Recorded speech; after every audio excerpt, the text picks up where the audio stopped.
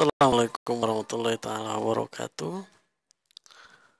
Selamat bertemu lagi saudaraku sekalian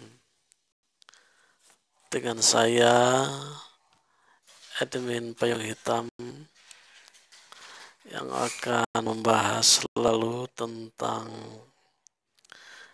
hal-hal yang bersangkutan dengan Satrio Piningit atau Sang SP.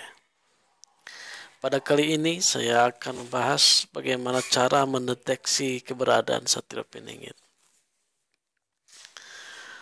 Kita tidak bisa mengetahui bagaimana keberadaan seseorang, apakah dia masih hidup atau mati, apakah dia sudah ada atau belum, sudah hadir atau belum hadir. Ada caranya yang sangat praktis untuk mengecek atau mendeteksi apakah dia ada atau tidak ada. Cara ini saya lakukan seperti halnya kita mengetes seseorang apakah dia seorang waliullah atau bukan. Untuk mengetes waliullah atau bukan, kita hanya tinggal menggunakan teknik tawasul. Artinya kita berdoa kepada Allah kemudian menggunakan perantara seseorang yang dianggap sebagai wali. Jika kita diijabah berarti dia benar-benar seorang wali. Ketika doa kita tidak diijabah, itu berarti bahwa seorang itu benar bukan seorang wali atau keberkahannya tidak mujarab atau ampuh. Pun dalil-dalil yang menyatakan tentang adanya tawasul adalah salah satu firman Allah Subhanahu wa taala dalam surat Al-Maidah ayat 35.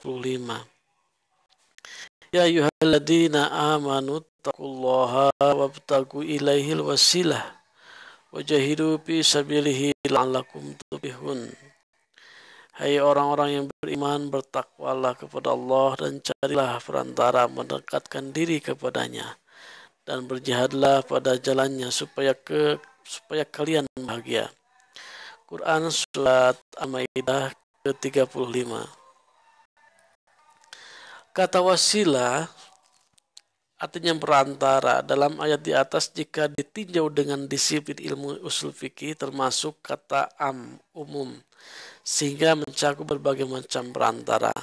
Kata al-wasilah itu berarti setiap hal yang Allah jadikan sebab kedekatan kepadanya dan sebagai media dalam pemenuhan kebutuhan darinya. Prinsip suatu dapat dijadikan karenanya. Wasilah yang dimaksud dalam ayat ini mencakup berbagai model wasilah, baik berupa para nabi dan salihin, sepanjang masih hidup dan setelah wafatnya, atau wasilah lain seperti amal saleh, derajat agung para nabi dan wali, dan lain sebagainya. Ada beberapa hadis yang menerangkan tentang wasilah. Dari Utsman bin Hunayf radhiyallahu an, aku mendengar Rasulullah SAW suatu saat ada seorang laki buta datang menghadap atau mengadukan matanya yang tidak berfungsi kepadanya. Lalu ia berkata, wahai Rasulullah SAW, aku tidak punya pemandu dan sangat payah. Beliau bersabda, pergilah ke tempat berwudulah, bersalatlah 2 rakaat, kemudian berdoalah kepada Allah dengan doa sebagai berikut, wahai Allah, aku mohon dan menghadap kepadamu dengan menyebut nabimu, yaitu Muhammad, Nabi pembawa rahmat. Kemudian orang itu berkata, wahai Muhammad, sungguh aku menghadap kepada Tuhanmu dengan menyebutmu karena mataku bisa berfungsi kembali. Ya Allah, terimalah syafaat bagiku dan tolonglah diriku dalam kesembuhanku. Utsman berkata, demi Allah kami belum sempat berpisah dan perbincangan kami belum begitu lama sampai lelaki itu datang ke tempat kami dan sungguh seolah-olah ia tidak pernah buta sama sekali. Hadis riwayat Al-Hakim, At-Tirmidzi dan Al-Baihaqi sahih. Hadis ini menunjukkan bahwa Nabi Muhammad SAW mengajarkan tawasul dengan menyebut zat beliau semasa hidupnya. Hal ini terbukti dalam doa tersebut yang disebutkan tadi. yakni, wahai Allah, aku mohon dan menghadap kepadamu dengan menyebut nabimu, Nabi Muhammad SAW, Nabi pembawa rahmat.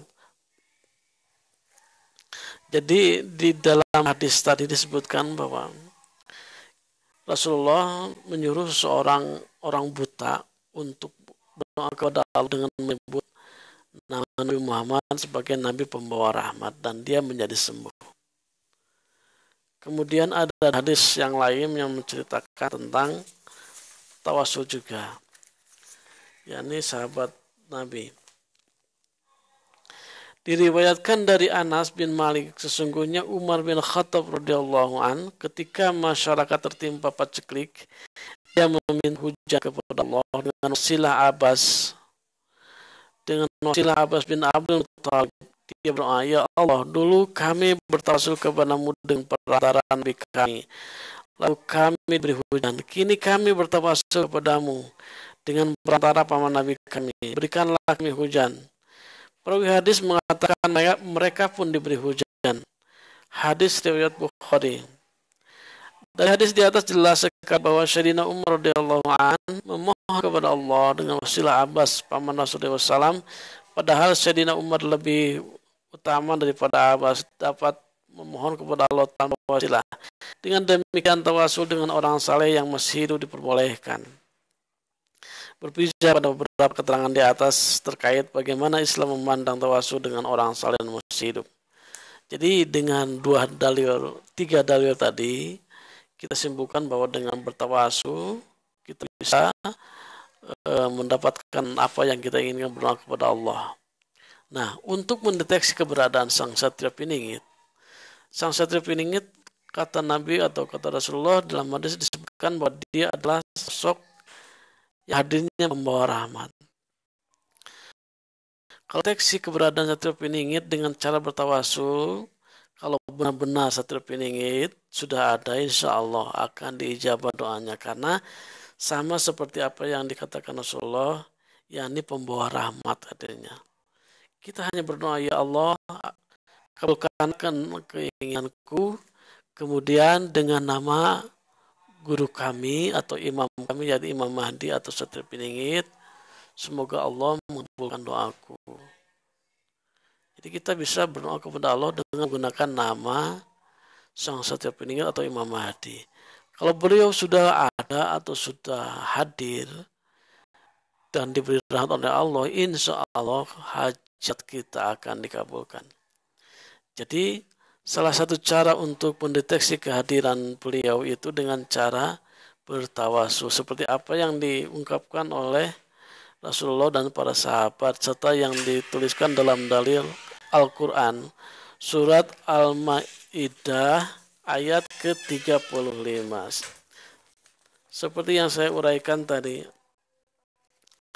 Cukup sekian sahabat apa yang saya uraikan kali ini, semoga menjadi petunjuk dan pencerahan dan menginspirasi untuk mendeteksi keberadaan sang satria piningit. Semoga bermanfaat. Mohon maaf bila banyak kesalahan dan kekurangan. Assalamualaikum warahmatullahi wabarakatuh.